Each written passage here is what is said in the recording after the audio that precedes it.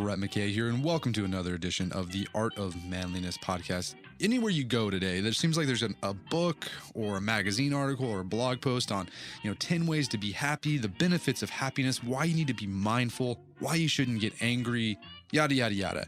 I mean, it's basically an article of faith in 21st century America that you need to be happy all the time or something's wrong with you. Well, our guest today wrote a book along with a few other guys who say that's not necessarily true, that there could be some downsides to positivity all the time, and there's downsides to not getting angry. His name is Todd Kashdan. He is the author of the book, The Upside of Your Dark Side, Why Being Your Whole Self and Not Just Your Good Self Drives Success and Fulfillment. In the book, him and his co-authors highlight psychological research that shows the benefits of getting depressed, the benefits of getting angry, and the downsides of seeing things with rose-colored glasses all the time and being positive and upbeat all the time. Anyways, a fascinating discussion. It dovetails nicely with the series we've been doing on depression on the site these past few weeks. A lot of great insights and research that we highlight. We also talk about Teddy Roosevelt. Teddy Roosevelt comes up, and Todd calls something that Teddy had the Teddy effect. And it's psychological traits that we often associate with bad guys, but Teddy had them in spades, but he's able to use those to do a lot of good. Anyways, fascinating discussion, so let's do this.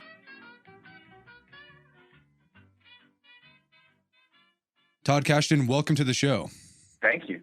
All right, so your book is The Upside of Your Dark Side, Why Being Your Whole Self and Not Just Your Good Self Drives Success and Fulfillment. So the reason I love this book and it stuck out to me is that it's a contrarian book. Because like right now, it seems like we're having this sort of positivity renaissance, or I don't know.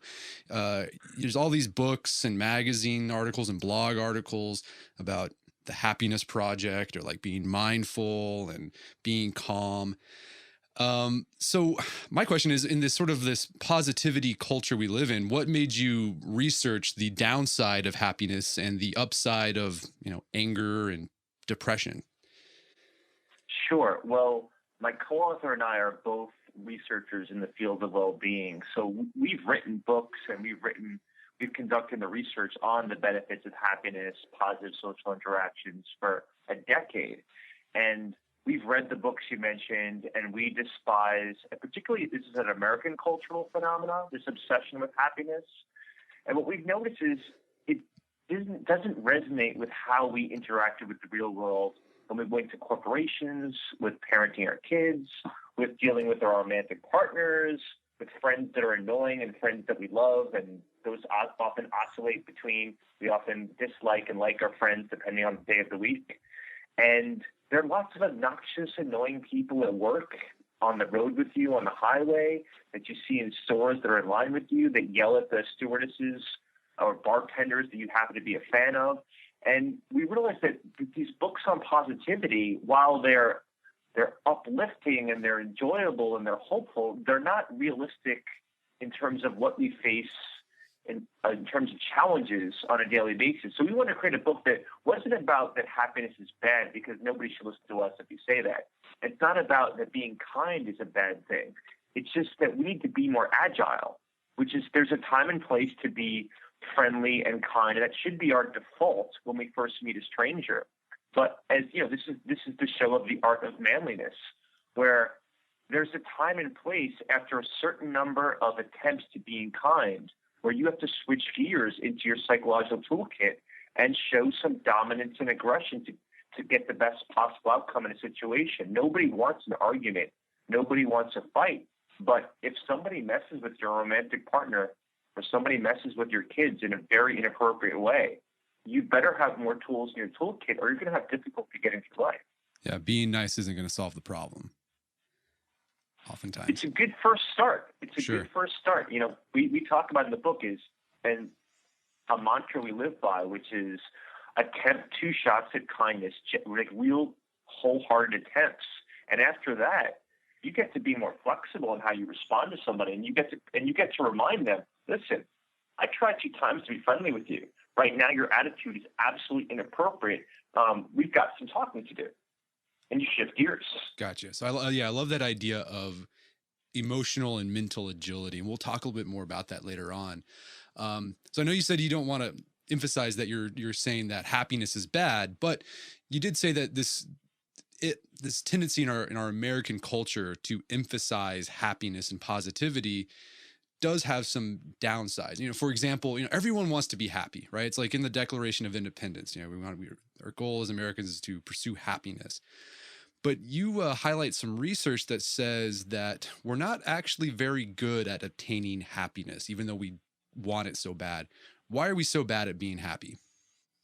You did a really good job reading this book. Yeah, so we all want our kids to be happy, and we all want to be happy. There's a sort of paradox here, which is when you try to emphasize happiness as the fundamental objective of your life. If I ask you, why are you trying to make so much money? Why do you want to enter into a long-term relationship with this guy or gal? And why do you want to move to this place? You'll probably say happiness. But if every decision, the determinant is, will it make me happier? That's a very problematic way to live. You will never go to graduate school. You will never work up the effort and the sweat equity in a workplace to move up the ladder. You're not going to get an increase in pay unless by some random way that all of a sudden everybody's going to get a 3% or 4% bump in salary. You're not going to have a healthy long-term relationship because you need to argue, but learn how to argue well. You're definitely not going to be able to take care of kids because kids are the ultimate hostage negotiators because they never stop fighting and coming back at you. You need to deviate from positivity. You need to be able to delay gratification. You're going to, in a typical day, see people that are more physically attractive than your romantic partner and more interesting than your friends. And you have to sometimes resist these temptations is really what you're committing to you when you're saying you're in a monogamous relationship. It's not that you're going to not have temptations. Can you resist them? Can you delay gratification? Can you do something that's hard in the gym for the next 3 months because you want your body to be in a particular place so you can do a triathlon or do the Spartan race? You don't enjoy going to the gym at 5:30 in the morning. You do it because you're on a mission. And so this is all deviations from positivity. And when we speak about positivity is the be-all and end-all, we miss maturity, wisdom, personal growth, healthy relationships, and most of the things that people want in life. Gotcha. I loved how you talked about the time traveler problem, where we think we know it's going to make us happy, but then when we get there, it doesn't make us as happy as we think. Because this problem with like goals for me, right? Like I'll set a goal for myself, and I think once I obtain that, like I'll be happy. But then when you achieve it, you're just sort of like, meh. I mean, what's going on there? Is it because like I'm a different person, or what's going on there? Yeah, I remember reading about this guy Roberts. I forgot his first name. I forgot his first name. So Roberts had at some point that was the strongest man in the world. And when you combine deadlift, bench press, and squat, he had over 3,800 pounds. So just for everyone listening, just put that into your head in terms of his bench press was, I think, 920 pounds. Jeez. So this guy spent 10 years of his life. He was in the UK. He was too short to make the national basketball team. And then he was deciding, well, what do I want to do? I always wanted to be a professional basketball player. And then he was in the gym working out, and someone said, you know what, you have really amazing form. You're responding very quickly. So he's like, can I take you under his wing? And he said, I'll take you under my wing, this athletics coach, this strength trainer. And he said, if you can tell me what your goal is. And he said his goal was to be the strongest man in the world. He spent 10 years with that one objective. And again, this is not a happy journey. There's moments of excitement and joy, but as anyone who's really intensely working on running or strength training or agility training or even just increasing the amount of books they read, there's a lot of non-joy, but a lot of meaning that comes there. At the end of 10 years, when he broke the record to be the strongest man alive, the next day he was in a depressive spiral. Because at that point, what do you do next when you meet that goal? And he got himself together in 1 week and said, you know what? I'm going to teach these skills that I used of that discipline and bring it into the educational system in the workplace. And that's what he's been doing. So he had to completely turn his life around. Now, for a lot of people, you think of astronauts that have been on the moon. every one of them had a mental breakdown when they came back, because what do you do after you've actually physically stood on another planet, and then all of a sudden you're taking out the garbage on Tuesdays and Thursdays? Yeah, that's a big letdown for sure. So I thought that was interesting too. You know, a lot of the positive psychology research emphasizes all these benefits of being happy, right? Better health, you recognize opportunities more often than maybe people with a depressive outlook on life. But then you highlight research in the book saying there are some downsides to happiness or positivity. What are some of those downsides that can kind of get in the way of living a meaningful and productive life? Sure. And I really want everyone to kind of really think about this. So when they're in a really happy mood, you are much poorer at detecting cheaters. You're much more susceptible to deception, right? So if you end up going to Las Ramblas in Barcelona and you're in an extremely happy mood and you're partying and you're drinking, and you don't notice the tricks of the trade of some of these deceitful characters in the street, where one person distracts you with an attractive guy or woman, and then someone else is picking your wallet out of your back pocket while this conversation's happening. When you have a little bit of anxiety or a little bit of disconnect, I'm not talking about despair or fear. When you're a little bit skeptical at the same time enjoying yourself, well, you have your self-protective self that's still available there. We tend to be more self-focused and more selfish when we're in a happy mood. And this has been shown in tons of research studies in Australia. When you're given an opportunity to split a windfall of money or resources that comes your way with other people, and they can't see what you're doing, you're much more likely to take a bigger piece of the pie for yourself than when you're in a sad mood or a guilty mood or a little bit of an irritable mood. You're less likely to remember details of emotionally provocative situations. So think about being an offender vendor, thinking about having a disagreement with someone, with a professor, or with your romantic partner about whether you're holding your share of the chores at home. When you're in a good mood, you're less likely to remember the details, which makes it problematic because often those conversations don't go well. And the second conversation afterwards, the next day, when you're making your mea culpas, the more that you remember about the interaction, the more you can build off of it and have a constructive conversation about why you're not contributing to the chores, or why you should be contributing more to the chores, and apologizing for not doing so, of hearing their side of the story for doing these things. And when you're in a positive mood, you're more distractible. And basically, there's a reason for this, which is when we feel good, we love the status quo. We don't want to change things. We don't want to exert ourselves 100% in the gym or in a joyous mood. We don't want to run an interval training where we're running at full speed for a minute and a half and then slowing down for a minute and a half and then going back to full speed. We want to just go for a jog. We want to just have a nice conversation. We're not looking to shake the boat.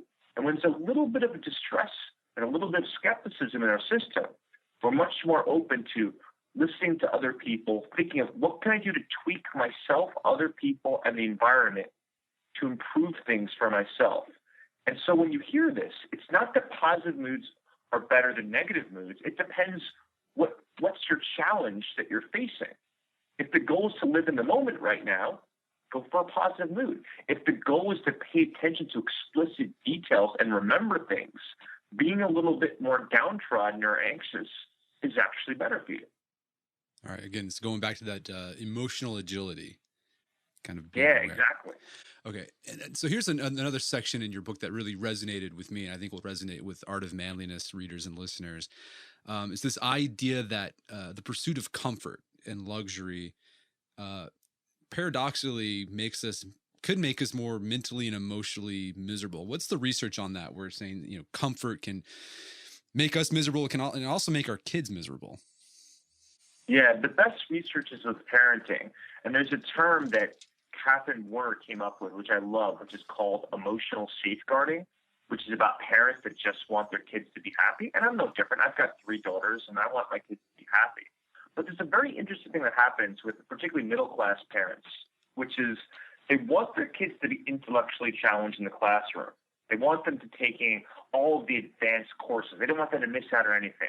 They want them to be on the Khan Academy, the website. They want to hire tutors, and they want the best teachers that will really push them to the limits. And yet, when it comes to their social life or their emotional life, we really try to safeguard them. We plan play dates so they're with the right people that we've already pre-selected in advance. They have the good parents, they've got good stock, they're good kids. They think like our family does. They have the same political orientation. They have the same religious views we do. And it's a very weird thing. It's like there's this blind spot where the typical American parent recognizes they need to be intellectually challenged in the class, but socially, I want to put all. It's like, when you have your 5-year-olds bowling, and all of a sudden you have those bumpers that appear, so that they can't actually have I forgot the term. Gutter ball. When the gutter ball. Yeah, they can't have a gutter ball, right? We set up these guardrails so that they will only socialize with really good kids. And here's the problem. Once you leave the nest when you're 12 years old or 13 years old even, and you start hanging out with kids from other schools, or you start meeting kids just at the mall, or wherever kids hang out on the streets, they're not choosing who they're hanging out with. They hang out with lots of different characters. They need to be able to, how can I read people to know whether I can trust them or mistrust them? I always think about, I've been thinking about writing a parenting book, and the whole premise of it would be this very simple idea, because I'm from New York City, which is, if I was to take your kid and drop them off blindfolded in Grand Central Station with $2, could they make their way back to your house? Would they have the practical intelligence skills, the ability to tolerate distress, the ability to read and understand people? They can leverage them to get their way home. And that's kind of how I train my kids. And that's kind of how I think about that. When we train our kids to be comfortable, they don't develop the practical intelligence because they don't have any hoops or challenges that they go through. And we did it when we were younger. Our parents did it even more than we did. Our grandparents from the Great Depression era were amazing at this. And so of course we all want the creature comforts. I love having a king-size bed. I love having a body-conforming pillow. I love central air. I'm not saying any of those things are bad. What I'm saying is, if you don't challenge yourselves regularly, you become psychologically weaker. Yeah, there was a great quote from King Cyrus, the Persian king. He says, like, soft lands make soft people, or something like that. But yeah. And I love that idea of helping your kids develop practical intelligence. Sounds very much, that whole Grand Station thing sounds very much like that free range parenting lady, where I think she just recently got in trouble. Like, the family services investigated her because people reported that she was abusing her kids, which is weird. Kids are fine. Right near me, 30 miles away from my house, because her kids were in a playground, 7 and 9-year-old by themselves in a playground, and people freaked out and called 911. Yeah, that's crazy. It's crazy. Well, that's, kids are supposed to be on a playground. Okay, so we talked about some of the downsides of happiness. Well, here's another thing, and it kind of bugs me a lot, because everyone's always talking about mindfulness, right? There's blogs about mindfulness, there's books about mindfulness, and don't get me wrong, I'm a big believer in meditation and mindfulness meditation.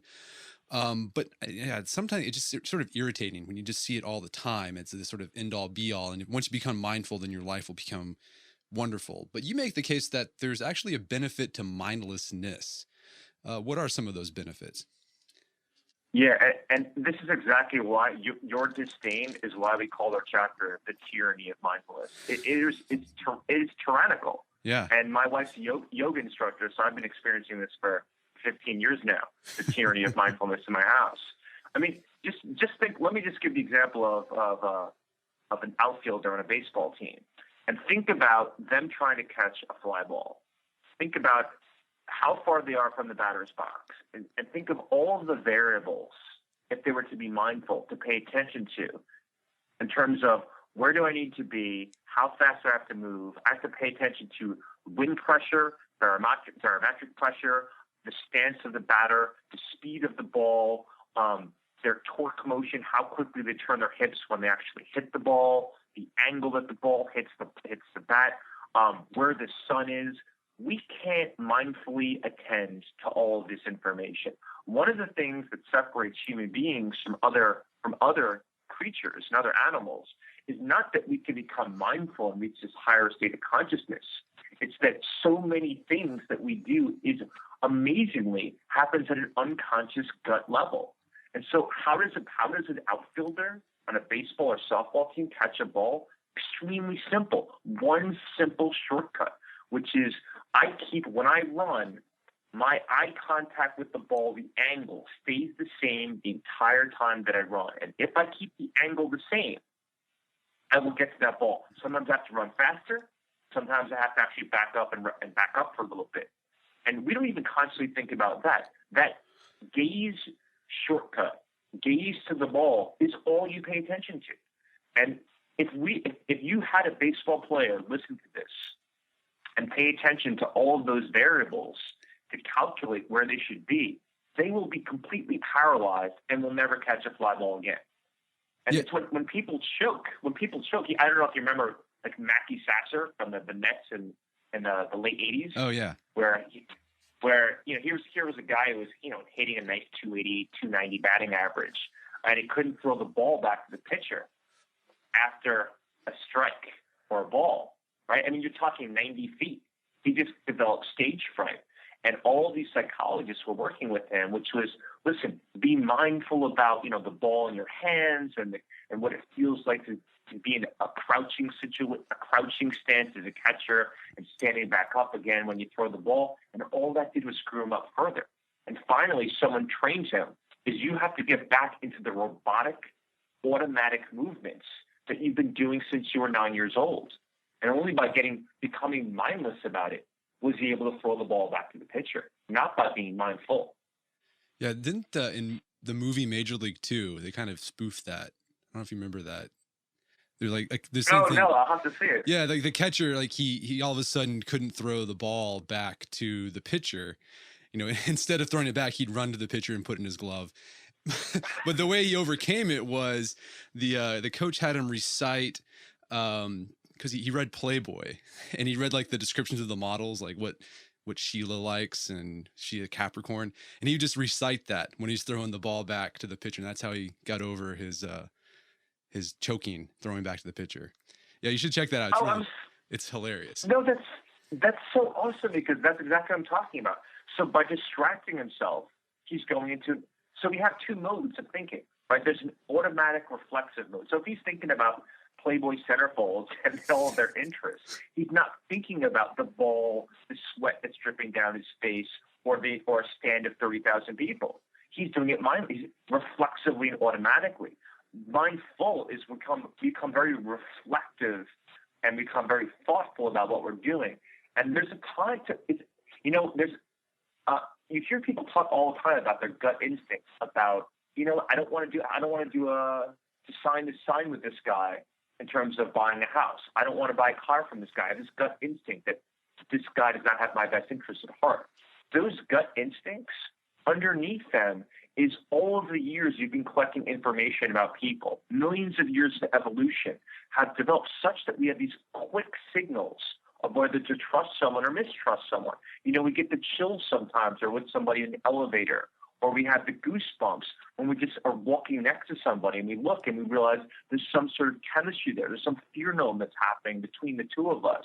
Now, I'm not saying always believe your gut instincts, but what I would say is what we're doing now is we're discounting that your gut instinct is really your intelligence on speed, and that we should first pay attention to that before we think about, I want to try to be mindful in every moment of our lives.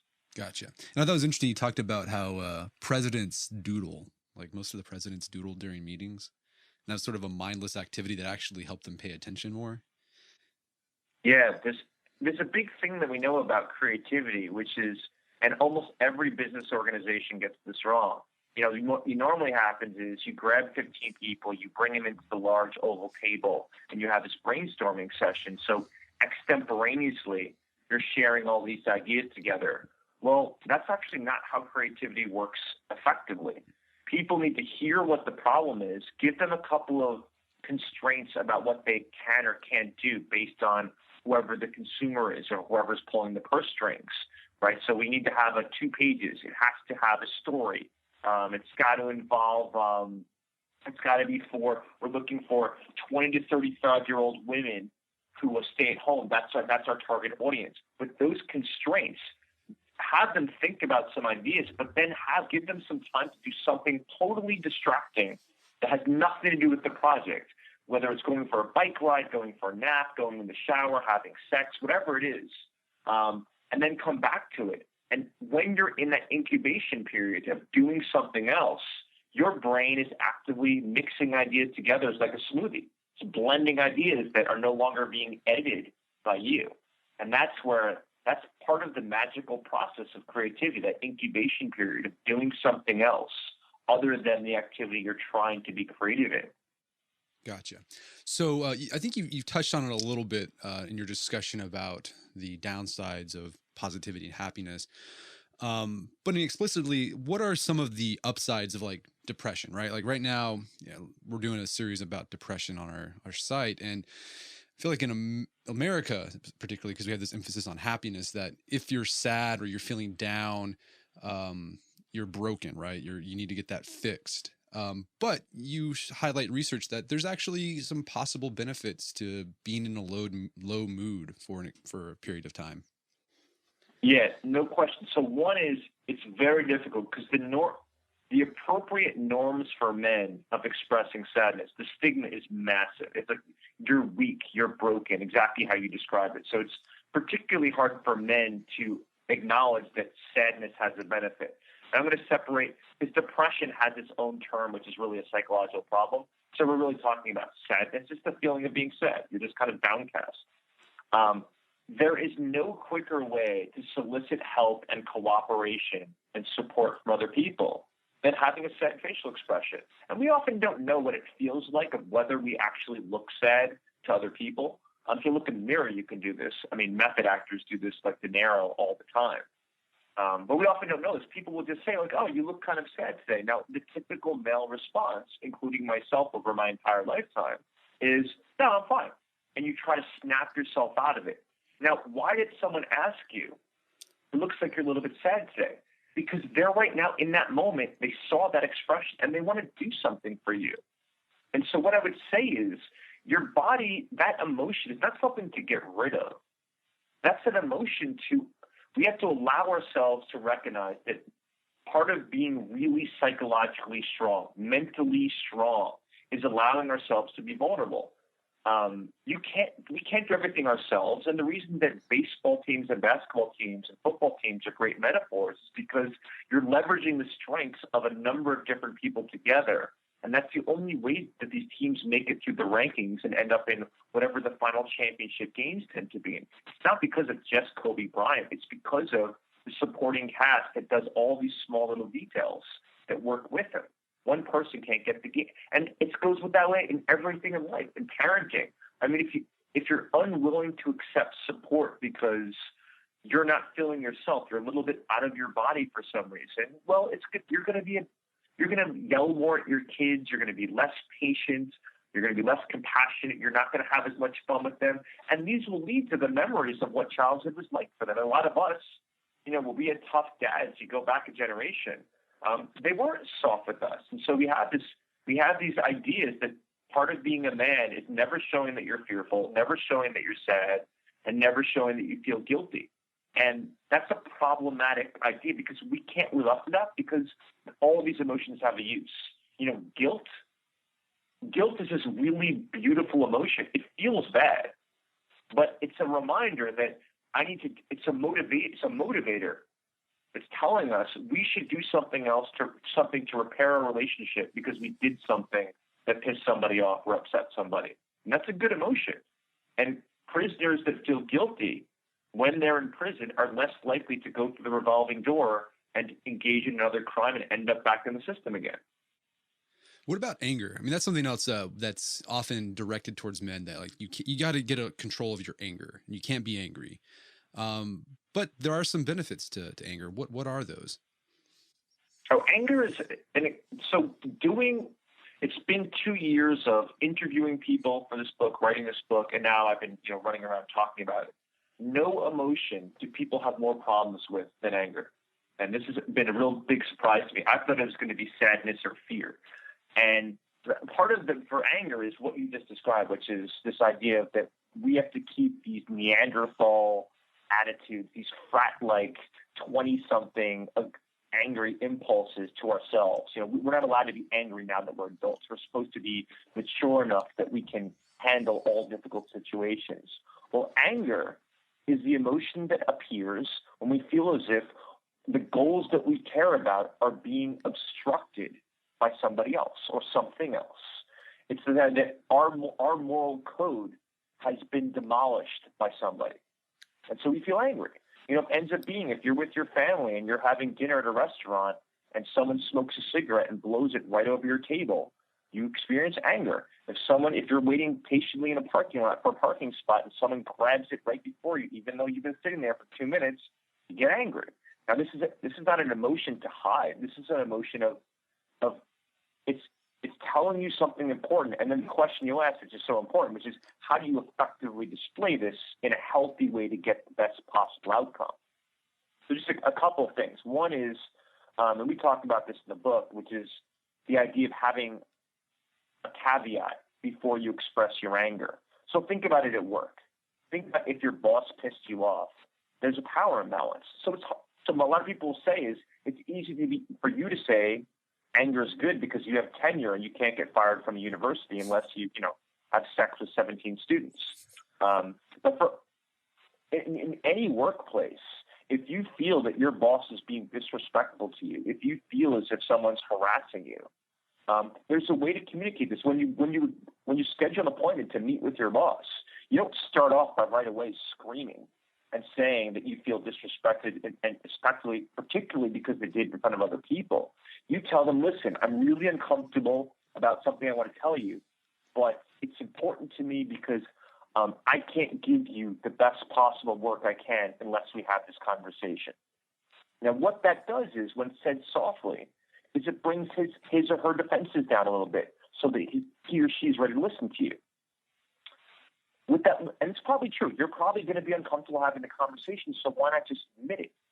Once you have that caveat out of the way, there's a couple things. One is your anger, your expression has to be proportional to the problem that you're dealing with.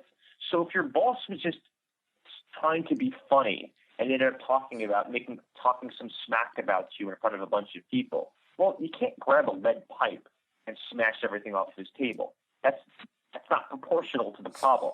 You can raise your voice, but it's not worth. Profanity probably is even too extreme for that situation. They'll see it in your face, and by you sitting up in your chair and you looking them right in the eye and saying that, listen, the way that you spoke about me in front of that room full of people was completely disrespectful to me, and I saw you laughing, which made me even more upset. And what made me particularly perturbed about this, which is why I felt so compelled to talk to you, is you didn't do it one-on-one with me. You expressed some of the problems you had in front of a room full of people. Now, what you're inducing is you're being very clear that they're not the anger is about what they did, not who they are. And that's really important for expressing anger effectively. I'm not going to say, listen, you're an asshole, you're a bad manager, you are a hypocrite with the values that you say you have. Anything in that nature, everything that you say is not going to be heard. But when I talk about the exact behavior and the specifics of you chose to say that in front of a room full of people, they can listen to that, and that's something they can actually acknowledge and apologize. The other part of anger to make it effective is you need to be clear and be able to look at somebody and stand your ground throughout the expression of what was bothering you. A lot of people express their anger, what bothered them in the beginning, and then they kind of shy off and their voice gets a little bit softer in pitch and a little bit more quiet and timid. So it's as if you're not really fully standing up for yourself. And then the final piece of expressing anger effectively is you have to allow the person to have an out, which is, I don't expect you to respond right now to what I just told you. But when you're ready, if it's a day from now or 2 days from now, you can come back to me and, just had to tell you how I'm feeling. Because they might be defensive and they might not give the response you want to. But I know for me, I've got 40 people that work for me. A lot of times people tell me that they're pissed off about something I've done. Immediately, I respond in a witty way, which is saying somehow downplaying what they're saying. And then 24 hours later, I end up apologizing to them, saying they were absolutely right. I thought about it overnight. I couldn't sleep as well as I wanted to. I'm glad you were assertive. I'm glad we have a good enough relationship where you can speak your mind. I want to get the best from you. I want you to feel good working here. So we need to have these conversations. It won't always go that way, but it's important to develop a pattern of standing up for yourself. That's some great advice there. Now, we're at the Art of Manliness. We're big fans of Teddy Roosevelt. He's like the patron saint of the Art of Manliness. So I was really tickled that you had a whole chapter called The Teddy Effect, dedicated about Teddy Roosevelt and his sort of the dark side of his personality that made him successful. Can you talk about what the Teddy Effect is? First of all, this is why I'm here. Anyone that has Teddy Roosevelt, I've got a bobblehead of Teddy Roosevelt that's on both of my desks at home and at work. That's awesome. So he is my man. So I'm with you guys. I'm now going to be a huge fan of your show now. Teddy Roosevelt is what every president should be and should aspire to become. Unfortunately, in today's world, there's no way you could have a Teddy Roosevelt with the blogosphere and people having smartphones everywhere. I mean, here's a guy who would swim naked in the Potomac River right behind the White House in the middle of the night. Here's a guy who would leave in the middle of while the Senate is in session and just go hunting for bears in North Dakota because he didn't want to listen to what they had to say until they actually could solve something on their own. Here's the guy who was in the middle of giving a speech. He had notes in his pocket and was shot. And the bullet did not pass the notes in his pocket. He took the notes out, looked at the bullet, put it down, and kept on giving his speech. Teddy Roosevelt had a lot of the characteristics that are similar to what we would call psychopaths, which is, Dexter, that HBO show, is a great example of a psychopath. Where if he fell into the wrong peer group, this is a guy who would have been an amazing serial killer, the leader of a gang in inner city Chicago, and an amazing drug dealer. And he happened to just have his leadership skills. He found a place in politics before he was in government. He was actually, with the police in New York City. And this is a guy he's a selfish guy. He recognized that he wanted his legacy to be as amazing, and he was willing to put himself ahead of a lot of people over the course of his career. He had a strong inner circle all the time that was considered part of him. So he protected them as much as he did. So his loyalty was huge. This was a guy who was narcissistic. Now, when we talk about narcissism, most people don't realize that there's a healthy side of narcissism and an unhealthy side. And Teddy had a real good batch of the healthy side of narcissism. And so, if you don't mind, I'll explain these two sides to your viewers. Sure, it'd be great. So I think there's one. So the unhealthy side. An example of the unhealthy side would be Meta World Peace for the Lakers. Mm-hmm. This we can call narcissistic rivalry. And narcissistic rivalry is when it's almost as if you're holding a sign that says, "I will never let any of my rivals get what they deserve. I want everything to come to me." So your focus, your obsession is, I have these amazing strengths. I'm an amazing person. And I'm going to make sure that nobody holds me down. And you're obsessed about where your rivals are, where your ranking is. And so all of your time and effort is not focused on achievement. It's not focused on doing great things. It's focused on being better than the other people that you're competing with. And taken to its extreme of a sense of entitlement, a feeling that you're better than everybody else, and then focusing on passively, aggressively blocking your rivals from getting the ball, preventing your colleagues from being acknowledged that they were part of the reason that this transaction was successful. It's just a bad thing for organizations. It's a bad thing for athletic teams. It's a bad thing to find in a relationship. And Meta World Peace is a really good example of this. This guy had tons of domestic abuse problems. didn't get along with the other LA Lakers on his basketball team, changed his name because he wanted the spotlight on him, and he would not pass the ball to certain people on the team if they spoke badly about him in the media, which you just don't do as a colleague. You can dislike someone, but when it comes to tournament time or game time, you got to put that aside. Now, on the flip side, on the healthy side of narcissism, we can call it narcissistic admiration. Kobe Bryant is the perfect example of this. It's as if you're holding a sign that says, I have amazing strengths that people still don't appreciate. Kobe Bryant, if you talk to any player in the NBA, they will say he's one of the most annoying people in the league, and yet he's incredible, so he deserves it. So yes, he's narcissistic. Yes, he thinks he's amazing.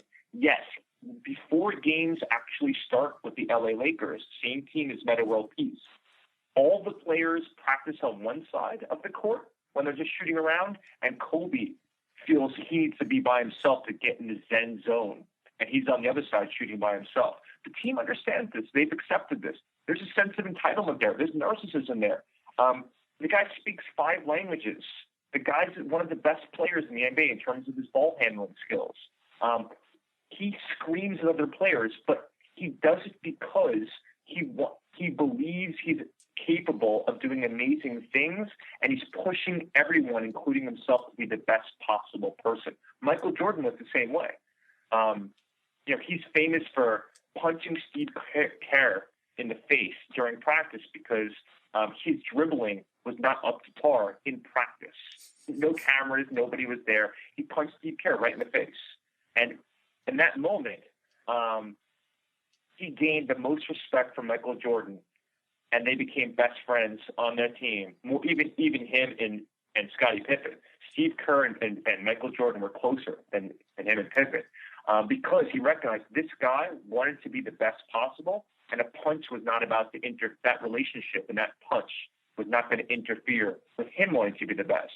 And so it was the recognition, I'm amazing, I have gifts, and they tend to be charismatic. They tend to attract other people. People want to emulate them. They love this, and it just makes them work harder.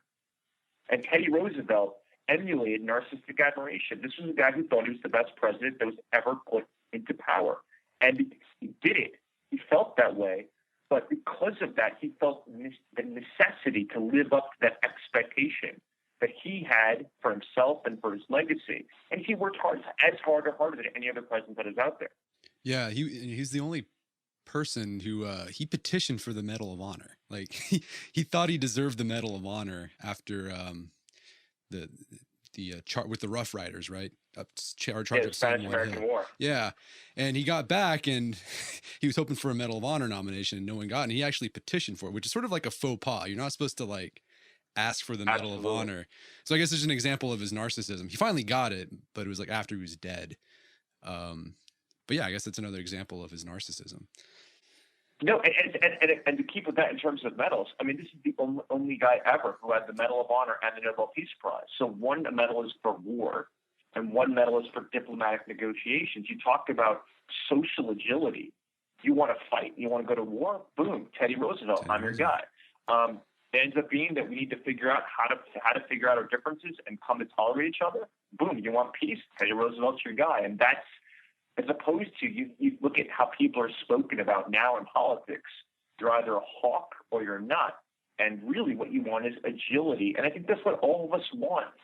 I know that I want that for friends, for my friendships. I want that for my colleagues. And that also entails that they're going to piss me off sometimes, but I want the best of the best. And the best people can bring every dimension of their personality to the plate when it's beneficial and necessary, and not prematurely discard it because it's not appropriate to be narcissistic. It's not appropriate to be Machiavellian and selfish.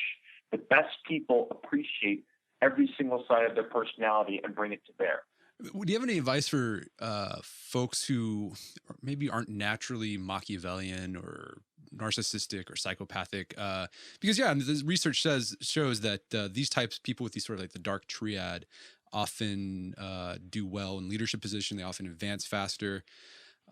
So, I mean, what do you tell for the guy who's just like his temperament is just to be sort of humble and not not rock the boat? I mean, what can they do to embrace the Teddy effect? No, it's a great question. I mean, actually, as a mentor at working in a university, I give this kind of feedback all the time, that for people that are kind, I say, this is your virtue. You're kind, you're generous, you're compassionate. But there's a tipping point where it can actually interfere with everything that we do in our work. And a perfect example of this is, if you're in my group to work on a project, I need you to disagree with me sometimes. I need you to take the devil's advocate position, even if you don't believe it, because we need to think of what regulations, what are our competitors doing, what about the market have we not thought about, as we get super excited about this product that we're interested in or this project that we're interested in. So I train people in our culture that I seek dissonance. When you disagree with me, you'll gain more equity in my mind than if you agree with me. I'm not looking for people to agree with me. The advice that I give to people is essentially don't think the goal is not to be a narcissist, and the goal is not to be a psychopath. The goal is to think about, we can learn from these people like Teddy Roosevelt and Kobe Bryant and Michael Jordan, who have these qualities, and say there are behaviors that they engage in that we just want to add every once in a while. And so if you're in a group setting and everybody's agreeing about an issue, you can actually gain great amount of leverage by trying to really intentionally, what are people not thinking about, or even raising the question. I realize everybody's excited and I don't want to be a buzzkill, but I'm wondering if I think we need to have a conversation about what have we not considered because we're falling in love with their ideas too much. If that kind of statement gets static or a negative response, that's even a greater kind of, a smoke alarm alert that there's a problem with the group. Right? This has happened to Cuban Missile Crisis, which is nobody would disagree with JFK. Everybody was so in love with him and so in love with their ideas that nobody said, listen, let's take 15 minutes and talk about what are we getting wrong? Because there's always something you're not considering there. So that's one thing that it's in a group setting. That's something that I suggest.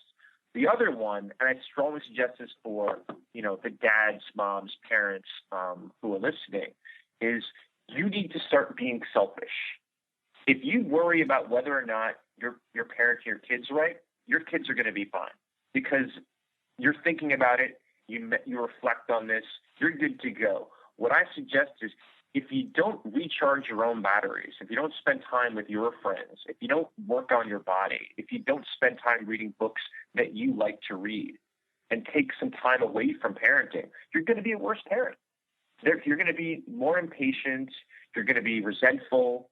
You're going to get upset at them more easily. You're going to actually be less engaged in checking your smartphone more often. And so take time, build in time just for yourself and be selfish. And it's the diametrical opposite of what people speak of. It doesn't mean you're a bad parent. It means you're going to be a better parent. The parent that doesn't take care of themselves is, by definition, an inferior parent because you're a bad role model for your kids of how they should live their lives when they're no longer under your wing. So that's the parenting piece of it. And for the relationship part of it is, you need to know what your values are. You should, if you don't know the answer to what are the values that you're not willing to move on, that are fundamental to your decisions, you need to spend some time and reflect on this. Like, I know for myself, the idea of putting my own personal signature on my work and not being replicating what other people do is a fundamental value that I have. And one of my fundamental values is making sure that kind of ancient Greek style, take care of mind and body. And that's the way I'm going to, every single day of my life, I'm going to spend at least 1 hour on my mind by reading books that aren't related to my career, and 1 hour on my body. And I make that almost like a monk in a Tibetan monastery. That is, the day is not finished until I spend time. That's a value system that I abide by. You need to know what you value, or else you're running around aimlessly. And the reason you need to know this is because when your values are compromised, that's when it's time to deviate from kindness.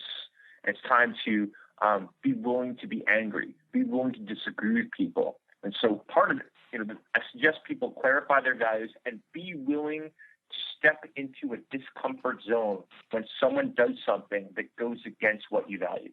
Gotcha. Well, this has been a fascinating conversation. Before we end it, where can people find out more about your work? I have a weird last name, so if you just put Todd Kashdan in Google, Kashdan, you'll find my website, and I give away a ton of articles are available for free off of my website at toddkashdan.com. Fantastic. Well, this has been a fascinating conversation. Thank you so much for your time. It's been a pleasure. Oh, it's been great being here, and anyone that loves Teddy is automatically a fan of mine. Awesome. Our guest today was Todd Kashdan. He's one of the co-writers and authors on the book, The Upside of Your Dark Side, and you can find it on Amazon.com. Go out and get it. Really interesting read. You can also find out more information about his work at toddkashdan.com. That's TODDKASHDAN.com.